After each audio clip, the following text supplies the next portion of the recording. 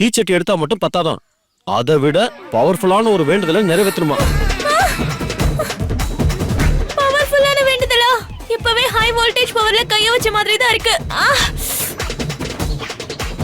இதை விட பவரா? ஐயோ கார்த்திக், நீ என்ன சொல்ற?